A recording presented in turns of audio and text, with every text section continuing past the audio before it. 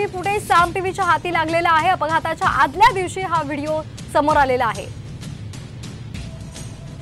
आपण पाहतोय आताची महत्त्वाची बातमी। अल्पवयीन आरोपीच पोर्श गाडी चालवत असतानाचा सीसीटीव्ही साम टीव्हीच्या हाती लागलेला आहे। गाडी चालवतानाचा सीसीटीव्ही साम टीव्हीच्या हाती लागलेला आहे। अपघाताच्या आदल्या दिवशीचा हा व्हिडिओ आहे आणि तो साम टीव्हीवर आपण पाहतोय।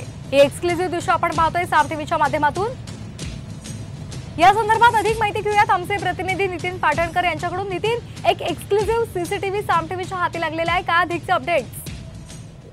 आपण पाहतोय पुण्यातलं ड्रंक अँड ड्राईव्ह प्रकरणामध्ये अग्रवाल कुटुंबियांच्या अडचणी दिवसेंदिवस वाढत चाललेल्या आहेत। याच दरम्यान या मुलाचं जे सीसीटीव्ही फुटेज आहे ते समोर आलेलं आहे। या सीसीटीव्ही फुटेज मधून हा मुलगा जो आहे तो स्वतः गाडी चालवताना दिसतोय। गाडी चालवताना त्याचं हे सीसीटीव्ही फुटेज मिळालेलं आहे। त्यामुळे हे स्पष्ट होतं की फक्त अपघाताच्या दिवशीच नाही तर इतरही दिवशी त्याच्या आधी हा मुलगा अशा प्रकारची गाडी चालवत होता। ही पोर्शे गाडी चालवत होता किंवा इतरही गाड्या त्याच्याकडे ड्रायव्हिंग लायसन्स नसताना, अल्पवयीन असताना तो मद्यप्राशन करून ही गाडी चालवत होता असं पुढे आलेलं आहे।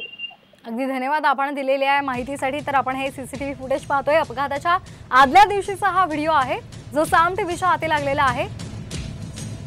यावेळेला सुद्धा ही पोर्श गाडी हा अल्पवयीन आरोपीच चालवत होता हे आता स्पष्ट झालेलं आहे। गाडी चालवतानाचा सीसीटीव्ही साम टीव्हीच्या हाती लागलेला आहे। अल्पवयीन आरोपीच या दिवशी सुद्धा पोर्श गाडी चालवत होता। आपण पुन्हा एकदा जाणार आहोत आमचे प्रतिनिधी नितीन पाटणकर यांच्याकडे।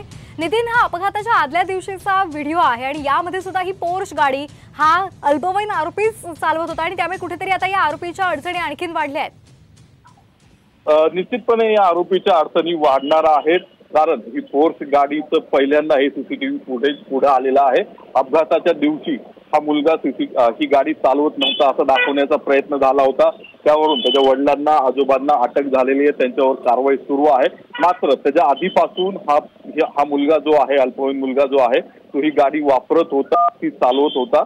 त्याच्याकडे अल्पवयीन असतानाही ही गाडी का चालवण्यात देण्यात आलेली होती, त्याचबरोबर त्याआधी देखील तो दारू पिऊन मद्यप्राशन करून ही गाडी चालवत होता का हाही मुद्दा आलेला आहे।